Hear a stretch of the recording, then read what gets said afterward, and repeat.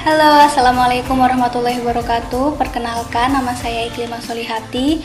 Saya salah satu mahasiswa pasca sarjana di UIN Sunan Ampel, Surabaya. Pada kesempatan kali ini, saya akan menjelaskan tentang pengaruh COVID-19 terhadap lingkungan di Indonesia.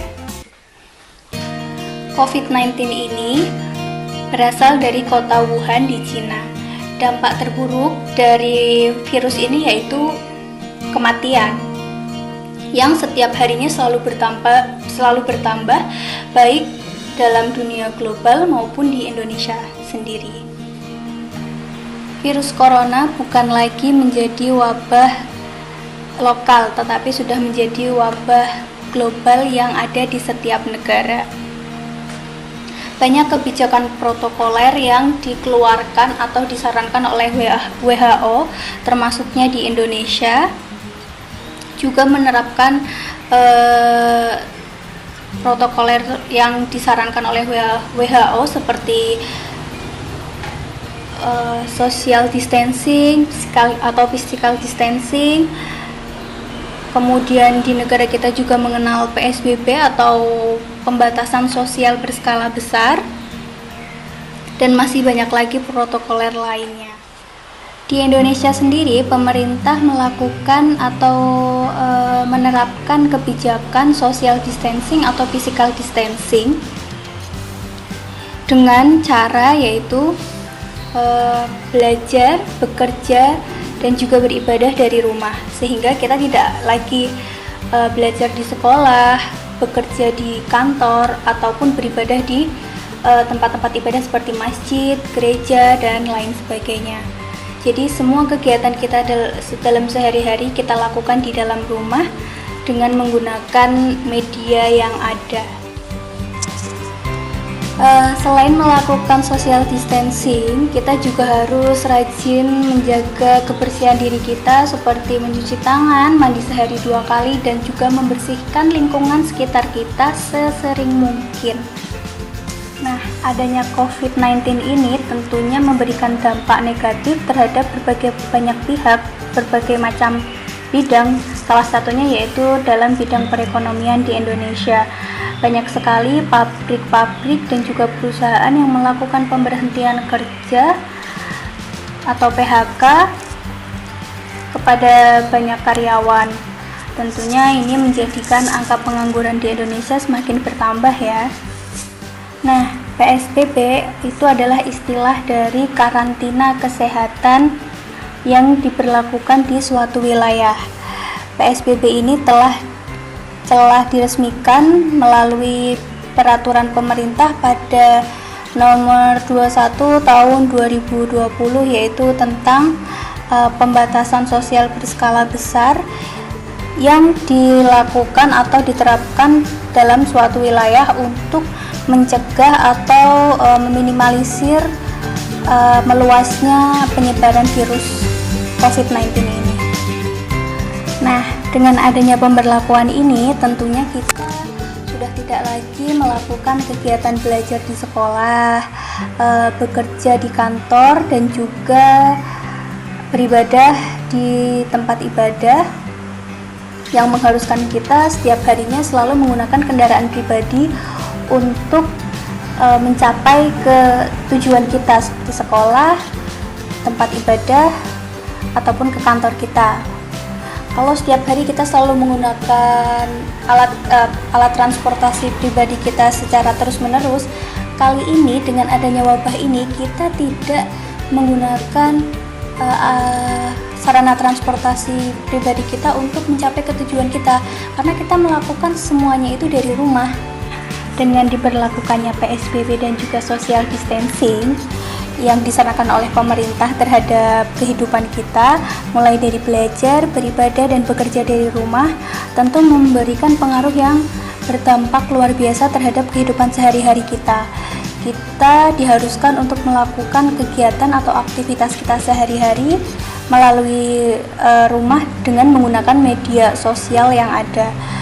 Jika teman-teman ingat dan tahu bahwa sekarang ini hashtag stay at home itu masih sangat dipergunakan dan dilakukan oleh banyak orang dan banyak masyarakat, sehingga banyak masyarakat yang masih menerapkan untuk selalu stay at home tanpa harus keluar rumah, tentunya jika tidak dalam kondisi yang mendesak. Tentunya ini sangat berpengaruh ya buat lingkungan di sekitar kita, seperti udara kita menjadi lebih bersih, tidak adanya polusi, minimnya kendaraan bermotor yang berlalu lalang di jalan raya, kemudian minimnya alat transportasi umum seperti halnya pesawat, kereta api, dan juga kapal laut yang beroperasi semakin sedikit karena orang-orang semuanya melakukan atau mengikuti anjuran pemerintah untuk tetap stay at home atau tetap stay untuk di rumah. Nah, hal ini menjadikan polusi udara dan karbon monoksida yang biasa kita temui setiap harinya di jalanan itu menjadi sangat sedikit sekali. Seperti halnya berita-berita yang ada di samping ini. Selain PSBB dan juga social distancing yang mengakibatkan polusi udara di lingkungan sekitar kita itu semakin sedikit, pabrik-pabrik atau perusahaan yang melakukan banyak PHK terhadap karyawannya, terhadap buruhnya, tentu pabrik-pabrik tersebut sudah tidak beroperasi lagi. Nah, hal ini menjadikan lingkungan atau udara di sekitar kita itu menjadi lebih bersih dibandingkan biasanya. Nah, dengan adanya pemberitaan atau bahaya sosialisasi terhadap COVID-19 ini mampu mempengaruhi pola pikir kita, kehidupan sehari-hari kita, dan masih banyak lagi. Memang tidak dibenarkan ketika kita patut bahagia ketika udara di sekitar kita semakin bersih, tapi kita tidak bisa mengorbankan banyak nyawa dengan adanya COVID-19 ini hanya untuk lingkungan yang lebih baik. Alangkah lebih baiknya jika kita bisa sama-sama menjaga lingkungan dan sama-sama memberantas virus ini untuk pergi dan menghilang dari kehidupan kita.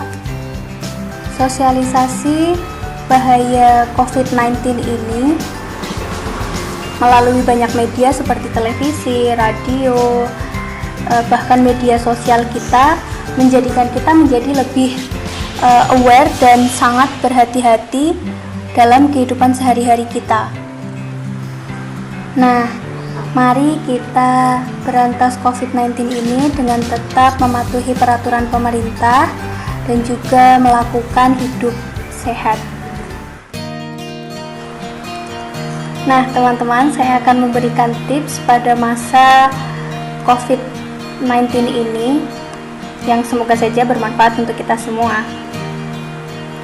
Nah, yang pertama yaitu jangan boros dalam hal keuangan. Ketika kita menerima gaji, alangkah lebih baiknya kita gunakan untuk hal-hal yang penting dan mendesak saja. Jangan, jika biasanya ketika kita mendapatkan gaji kita langsung hambur-hamburkan untuk kesenangan kita, untuk saat ini alangkah lebih baiknya kita betul-betul memanfaatkan uang yang kita dapat dari gaji bulanan kita untuk hal-hal yang lebih bermanfaat dan lebih baik untuk di masa yang akan datang, karena kita nggak akan tahu apakah kita akan selalu mendapatkan gaji setiap bulannya.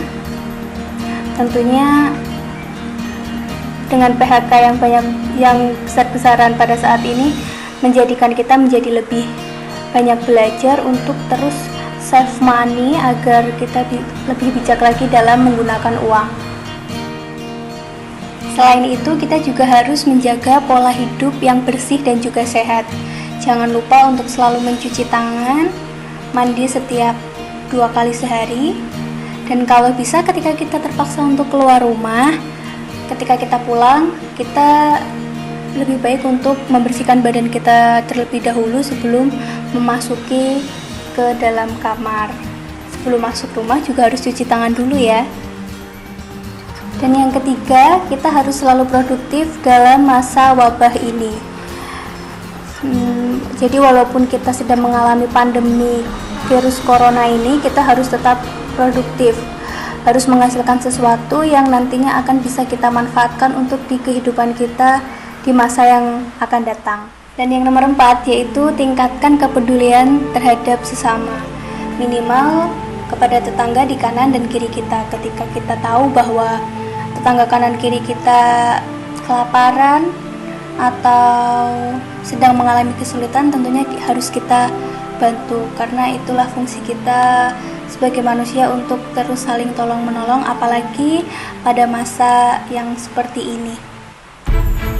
Nah, yang terakhir yaitu tetap di rumah dan jangan keluar rumah jika tidak dalam kondisi yang mendesak, karena biar bagaimanapun mencegah lebih baik daripada mengobati.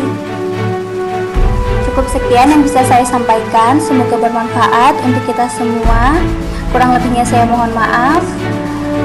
Terima kasih sudah menonton. Wassalamualaikum warahmatullahi wabarakatuh. Dadah.